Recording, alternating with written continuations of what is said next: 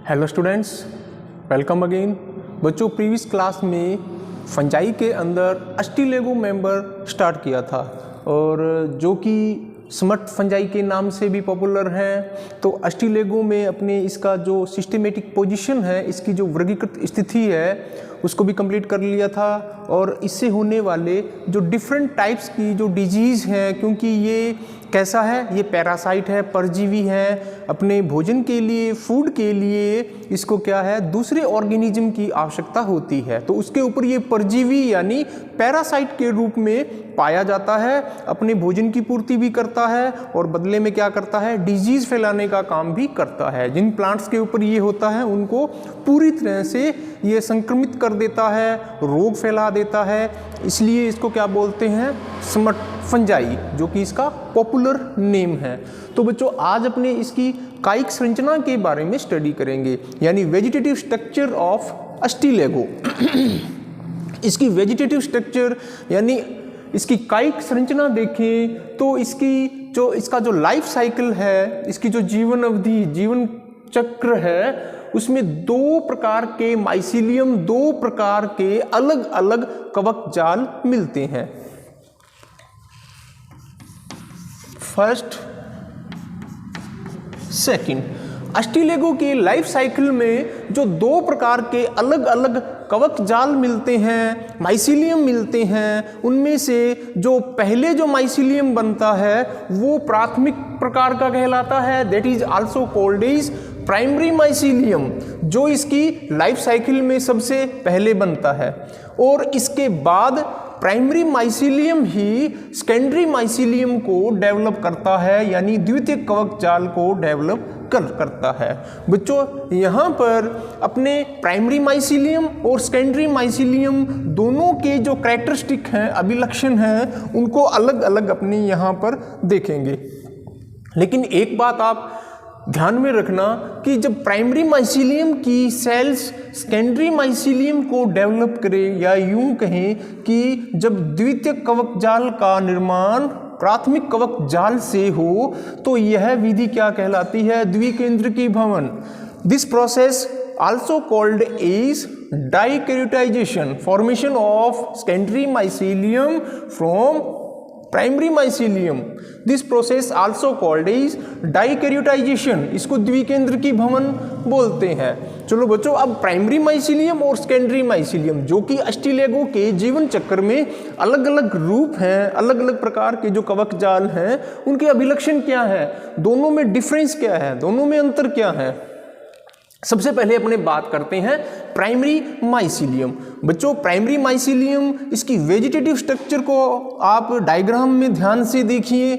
प्राथमिक प्रकार का जो माइसीलियम है, ये कहाँ से बनता है, इट्स डेवलप फ्रॉम बेसिडियोस्पोर। बच्चों, जो प्राइमरी माइसीलियम सेकेंडरी माइसीलियम को बनाता है, सेकेंडरी माइसीलियम के ऊपर बेसिडियोस्पोर्स बनते हैं और बेसिडियोस्पोर्स वापस जर्मिनेट होकर प्राइमरी माइसीलियम को बनाते हैं। ठीक है, तो प्राइमरी जो माइसीलियम जो कवक जाल है, अगर इसकी वेजिटेटिव स्ट्रक्चर देखें, कायिक संरचना देखें, तो इसमें क्या है, वेल डेवलप न्यूक्लियस मिलता है, डेंस साइटोप्लाज्म, जो कोशिका द्रव्य है सघन रूप से गाढ़ा होता है, और इसमें सेप्टम, देखो बीच बीच में इसमें पट भी मिलते हैं, और पट का प्रकार कौन सा है, बिल्कुल सिंपल प्रकार के सेप्टा मिलते हैं, सिंपल प्रकार के पट मिलते हैं। लेकिन ध्यान देने वाली बात यह है कि प्रत्येक सेल के अंदर न्यूक्लियस की संख्या कितनी दिखाई दे रही है, प्रत्येक सेल के अंदर न्यूक्लियस यानी केंद्रक की जो संख्या है वो एक है। ठीक है, प्रत्येक सेल के अंदर केंद्रक की संख्या क्या है, एक है, इसलिए इसको क्या बोलेंगे, मोनोकैरियोटिक। बच्चों, मोनो का मतलब है सिंगल, एकल, कैरियोटिक का मतलब है केंद्रक, न्यूक्लियस। तो केंद्रक की सेल, प्रत्येक सेल के अंदर, प्राइमरी माइसीलियम में प्रत्येक सेल के अंदर जो केंद्रक की संख्या है वो सिंगल है, एकल है, इसलिए यह कंडीशन क्या कहलाती है, एक केंद्र की, इसको बोलते हैं मोनोकैरियोटिक। और मोनोकैरियोटिक जो कंडीशन है वो प्राइमरी माइसीलियम में मिलती हैं। और प्राइमरी माइसीलियम का विकास कहाँ से होता है? बेसिडियोस्पोर। और बेसिडियोस्पोर किनके ऊपर बनते हैं? सेकेंडरी माइसीलियम के ऊपर। ओके, अच्छा, वेल डेवलप्ड न्यूक्लियस जो केंद्रक है अच्छी तरह से विकसित होता है। डेंस साइटोप्लाज्म, कोशिका द्रव्य कैसा होता है? गाढ़ा होता है, सघन होता है। Simple septa, presence of simple septa, जो पट हैं सेल के अंदर पट मिलते हैं बिल्कुल सिंपल टाइप के होते हैं। Okay, short lived. बच्चों जो प्राइमरी माइसीलियम है अस्टिलेगो का वो कम समय के लिए ही जीवित रहता है। क्यों? बाद में क्या होता है? In future. शॉर्ट लाइव्ड का मतलब क्या है? प्राइमरी माइसीलियम थोड़े ही समय के लिए जीवित रहता है। बाद में क्या होता है बच्चों? बाद में क्या होता है कि यही प्राइमरी माइसीलियम सेकेंडरी माइसीलियम में कन्वर्ट हो जाता है। ओके, नेक्स्ट बच्चों जो प्राइमरी माइसीलियम है अस्टिलेगो के अंदर, जो प्राइमरी माइसीलियम है मैंने आपको अभी बताया कि जो अस्टिलेगो की जितने भी स्पीसीज हैं सारी कैसे हैं? हानिकारक हैं। अगर किसी प्लांट बॉडी के ऊपर ये मिलती हैं तो पूरी तरह से उसको संक्रमित कर देती हैं, रोग से उसको ग्रस्त कर देती हैं, बीमार कर देती हैं। लेकिन ये जो रोग फैलाने का काम है क्या प्राइमरी माइसीलियम करता है? क्या सेकेंडरी माइसीलियम करता है? बच्चों दोनों में बहुत बड़ा फर्क है। तो अस्टिलेगो के अंदर जो प्राइमरी माइसीलियम है उसमें इतनी ताकत नहीं है कि वो किसी भी प्लांट बॉडी को संक्रमित कर सके। तो कौन सी स्टेज? Secondary mycelium. अस्टिलेगो में ओनली सेकेंडरी माइसीलियम ही रोग फैलाने की क्षमता रखती है। ये बात विशेष तौर पे आपको नोट करनी है। अस्टिलेगो के अंदर जो सेकेंडरी माइसीलियम है केवल वही प्लांट बॉडी के अंदर डिजीज फैलाने की क्षमता रखती है, पौधों को रोगग्रस्त कर सकती हैं। लेकिन यहाँ पर सिर्फ एक स्पीसीज को छोड़कर, सबसे नीचे मैंने लिख रखी है अस्टिलेगो मैडिस। अस्टिलेगो मैडिस, सिर्फ इस स्पीसीज को छोड़कर बाकी सभी स्पीसीज हैं उनकी जो सेकेंडरी माइसीलियम है केवल वो रोग पैदा करती हैं। बच्चों यहाँ अस्टिलेगो मैडिस, इसकी जो प्राइमरी माइसीलियम है उसमें संक्रमण फैलाने की क्षमता होती है। तो ये आप एक्स्ट्रा नोट कर लीजिए। तो ये तो थी कैरेक्टरिस्टिक ऑफ प्राइमरी माइसीलियम। अब अपने बात करते हैं कैरेक्टरिस्टिक ऑफ सेकेंडरी माइसीलियम। द्वितीयक कवक जाल के अभिलक्षण क्या है? सबसे पहले द्वितीयक कवक जाल जो सेकेंडरी माइसीलियम है यह कहाँ से बनता है?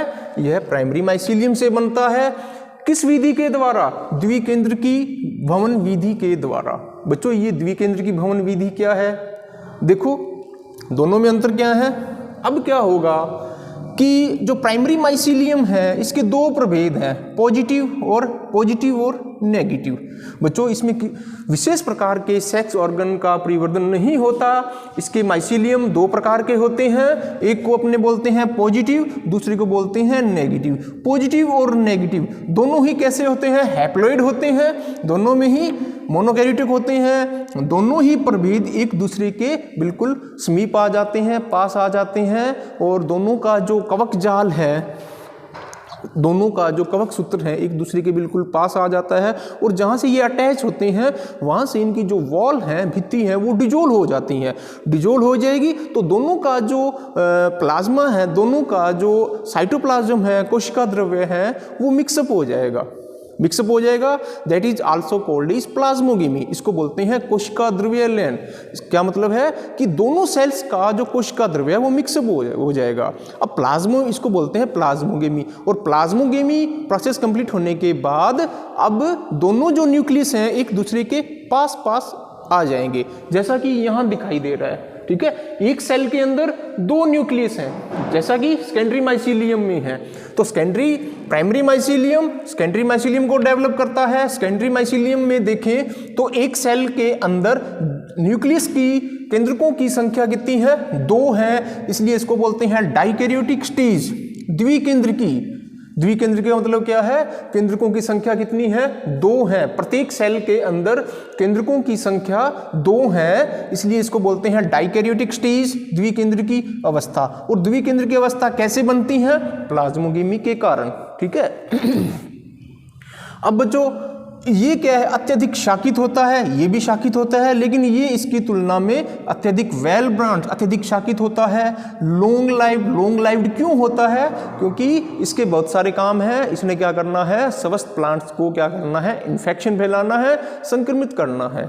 ओके, नेक्स्ट इन्फेक्शन लेवल यहाँ मैंने लिख रखा है, जो कि मैंने एक बार मैं रिपीट कर देता हूँ। अस्टिलेगो के अंदर जो प्राइमरी माइसीलियम है उसमें संक्रमण फैलाने की क्षमता नहीं होती, सिर्फ एक स्पीशीज को छोड़कर, अस्टिलेगो मेडिस को छोड़कर।